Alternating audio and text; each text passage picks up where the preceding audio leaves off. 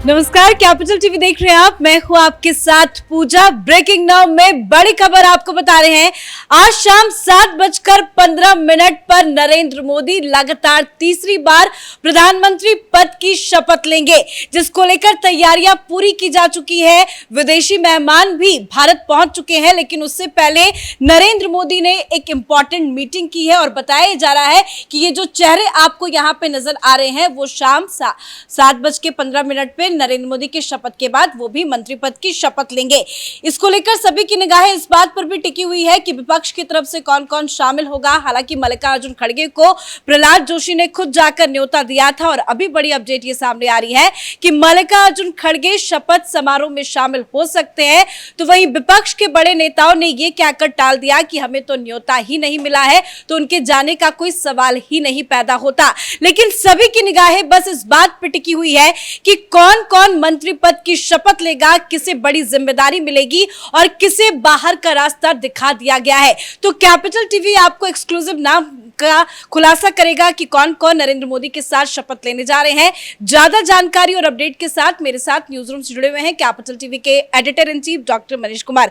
कौन कौन मंत्री पद की शपथ लेगा वो आपसे समझेंगे, लेकिन ये मीटिंग, ये चर्चा क्या संदेश और क्या इशारा कर रही है? देखिए, प्रधानमंत्री मोदी बहुत ही सीरियस हैं सरकार चलाने कार्य पद्धति, और चूंकि इस बार कई सारे लोग बाहर से भी आए हैं, शायद वो वर्क कल्चर जिसको अब तक वो लोग अपने अपने राज्यों में या पिछले यूपीए में या दूसरी सरकारों में देखा होगा, वो सारी चीज़ें प्रधानमंत्री मोदी के साथ नहीं चलती। आपको मैं एक बात बता दूं कॉमन भाषा में कि दूसरी सरकारों में जब कोई दुबला पतला आदमी भी मंत्री बनता था तो 3 महीने में चेहरे पे चमक और बिल्कुल वो शाइन करने लगता था। यहां प्रधानमंत्री के साथ दिक्कत ये है कि स्वस्थ व्यक्ति भी अगर प्रधानमंत्री की कैबिनेट में आ जाए, काम करते करते खटते खटते उसकी शारीरिक जो है ना वो चमक दमक सब गायब हो जाती है। तो शायद प्रधानमंत्री मोदी अपने तीसरी सरकार के मंत्रियों को वो एक इंट्रोडक्शन दे रहे हैं कि हम सरकार में हैं तो हमारी क्या दायित्व है, हमें क्या करना है, क्या चीज से बचना है। इंपॉर्टेंट डूज का नहीं, प्रधानमंत्री के लिस्ट में डोंट्स का, कि ये काम आप कतई नहीं करेंगे। ये पहले यूपी की सरकार या पहले की सरकारों में क्या होता था कि ये सरकार बनी नहीं, दलाल का जो है एक पूरा जत्था अलग अलग मंत्रालय में घूमने लगता था, इसका ट्रांसफर, उसका पोस्टिंग, उसका ये सारे कल्चर को प्रधानमंत्री मोदी ने खत्म किया है। आज की स्थिति ये है कि मंत्री भी अगर किसी को अपने दफ्तर बुलाता है, he will take the owners, he will take the responsibility of that person जो उससे मिलने आता है। बिना तस्वीर, बिना आइडेंटिफिकेशन के कोई व्यक्ति मंत्रालय के, ये सारी चीजें इसलिए जरूरी है क्योंकि कई सारे नए सदस्य आए हैं तो एक बार फिर से रिहर्स किया जा रहा है। लेकिन खैर ये तो अलग कहानी है। पूरी लिस्ट हमारे पास है। 47 लोग आज शपथ लेने वाले हैं, उनके चेहरे भी आप देख रहे हैं, नाम भी मैं आपको बता दूंगा। लेकिन ये विपक्ष वाले ये अभी से ही रोना शुरू कर दिया। पहले खबर आई कि मल्लिकार्जुन ने कहा कि मैं नहीं जाऊंगा। भाई इनविटेशन दिया गया है आपको, आप क्यों नहीं आएंगे? भाई इतनी घृणा, भाई किस बात के लिए? तब बात समझ में आई कि नहीं, मामला कुछ और है। मामला यह है कि भाई हमें तो बुला लिया, राहुल बाबा को क्यों नहीं बुलाया, सोनिया गांधी को क्यों नहीं बुलाया? भाई किस बात के लिए बुलाया जाए? भाई किस बात के लिए बुलाया जाए? अगर एक सांसद को ही बुलाना है तो फिर तो सारे सांसदों को बुलाना पड़ेगा। फिर ममता बनर्जी ने कलकत्ता से कहा कि मैं नहीं जाऊंगी। भाई आपको इनविटेशन ही नहीं भेजा कि आप जाओगे कैसे? भाई तमाम, अगर ये प्रोटोकॉल होता कि तमाम मुख्यमंत्री को बुलाया जा रहा है तब आपको भी इनविटेशन जाता। कांग्रेस वाले तंज अभी एक दिन हुआ नहीं है, रोना धोना शुरू हो गया है। और मुझे ये सही लग रहा है कि आप अननेसेसरी कर्टसी के अंदर आप पिछली बार और पिछले से पिछली बार आपने सोनिया गांधी, राहुल गांधी, सब लोगों को इनवाइट किया कि चलो भाई माहौल ठीक किया जाए, लेकिन ये लोग ये डिजर्व करते नहीं है। तो अभी क्या मल्लिकार्जुन का बयान आया कि हम इंडी गठबंधन के साथ बैठक करके ये तय करेंगे भाई कौन जाएगा कौन नहीं जाएगा। अरे भाई, उद्धव ठाकरे को किस बात के लिए इनविटेशन भेजा जाए? शरद पवार को किस बात के लिए इनविटेशन भेजा जाए? किस बात के लिए? कोई उसका क्राइटेरिया होता है, कोई उसका सिस्टम होता है। नेशनल पार्टी के अध्यक्ष को भेजा जाएगा तो भेजा जाएगा। आपको बुलाया भाई, नेशनल पार्टी भी नहीं है टीएमसी, तो जिन लोगों को बुलाया जा रहा, और दूसरा एक आम आदमी पार्टी, उसका चीफ जो है वो जेल के अंदर है, तो जेल से थोड़ी बाहर बुलाया जाएगा। तो ये सारी चीजें, और मुझे लग रहा है कि ये जो हुआ पो कि मैं नहीं जाऊंगा, जिससे ऐसा लग रहा है कि कोई खानदान में शादी हो रही है, फूफा नाराज हो जाते हैं, वही धंधा जो है। खैर, इनके आने ना आने से कोई फर्क भी नहीं पड़ने वाला। आप जरा लिस्ट बताइए कि कौन कौन शपथ लेने जा रहे हैं। देखिए, शपथ लेने वाले में जो सबसे ऊपर का नाम है, अमित शाह होंगे, राजनाथ सिंह, नितिन गडकरी, ज्योतिरादित्य सिंधिया। भाई बताइए, राहुल गांधी कहते थे कि वो ज्योतिरादित्य सिंधिया जो है वो तो बीजेपी में चलेगी, वहां इज्जत नहीं मिलेगी।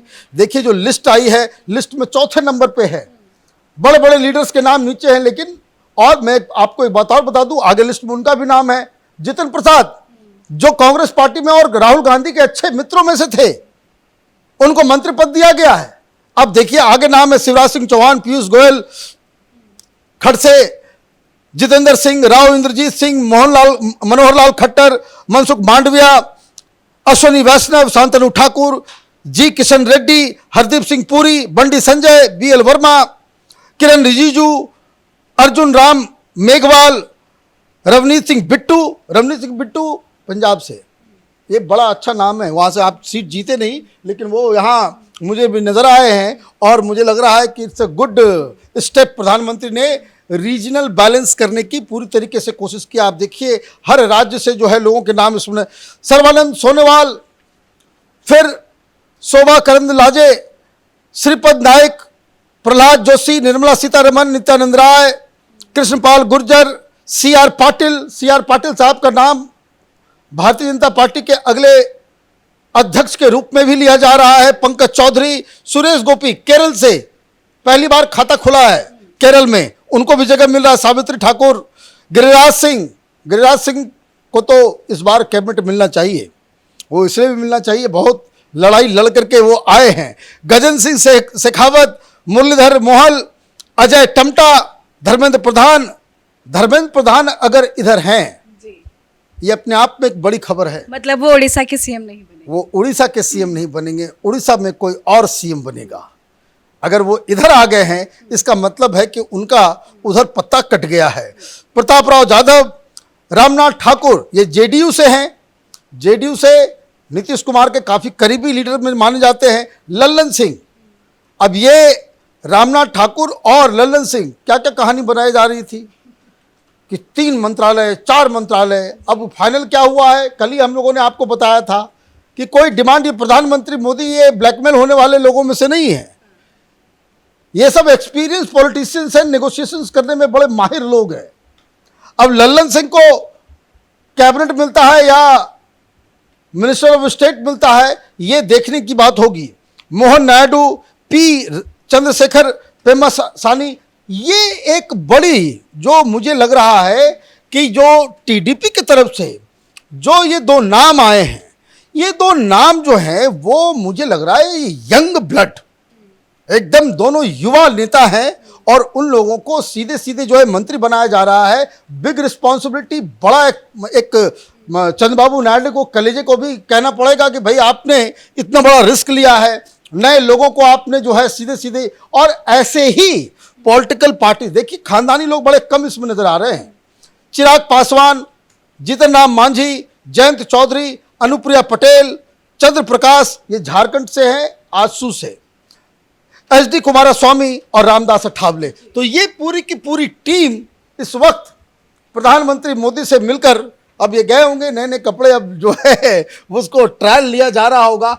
अब किसको क्या, अब अगली खबर बस एक ही है कि क्या जो बड़े बड़े लीडर जो पिछले जो सरकार में जो लोग थे। क्या आपको लगता है जो अहम मंत्रालय है उसमें कोई बदलाव किया जाएगा? देखिए, मुझे नहीं लग रहा है कि कोई बदलाव किया जाएगा।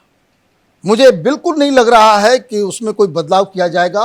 पिछली बार की सरकार अच्छी चली, उससे पहले भी अच्छी तरीके से चली। गृह मंत्री में कोई बदलाव नहीं होना चाहिए। फिनांस मिनिस्ट्री में भी बदलाव जो है बड़ी, अगर फिनांस मिनिस्ट्री में बदलाव की अगर कोई गुंजाइश है भी, तो वो गुंजाइश मुझे लगता है then you will have to bring in some expert. जैसे आपने विदेश मंत्रालय के अंदर एक ब्यूरोक्रेट को आपने जगह दिया तो विदेश मंत्रालय जो है बिल्कुल चमक उठा। उसी तरीके से कोई है क्या, इकोनॉमी का क्षेत्र ऐसा है कि एक से एक मैंने फ्रॉड्स भी बाजार में बहुत घूमते रहते हैं। जैसे कि रघुराम राजन था, आप देखिए वो मीडिया के जरिए वो अपने आप को बहुत 30 मार खा, उसके सारे प्रोडिक्शंस जो है वो फेल हो गए। तो वो भी देखना पड़ेगा। अगर आप एक्सपर्टीज लेकर के आ रहे हो तो उसमें डिफेंस मिनिस्ट्री में कोई बदलाव नहीं। इसका मतलब ये है कि जो बड़े बड़े जो मंत्रालय हैं उसमें बदलाव करने की कोई आवश्यकता चार नहीं। तो पूर्व मुख्यमंत्री हैं जो एक्सपीरियंस्ड भी हैं, जैसे कि शिवराज सिंह चौहान नजर आ रहे हैं, जीतन राम मांझी है, कुमारस्वामी है, और इन लोगों को क्या कोई बड़ी जिम्मेदारी दी जाएगी क्योंकि इन लोगों ने अच्छा काम किया है, अच्छा अनुभव भी रहा है? मनोहर लाल खट्टर भी है उसमें। देखिए, एक बात मैं कहूं, मेरा इस पे एक रिजर्वेशन है। एक्सपीरियंस तो है, लेकिन कैसा एक्सपीरियंस है?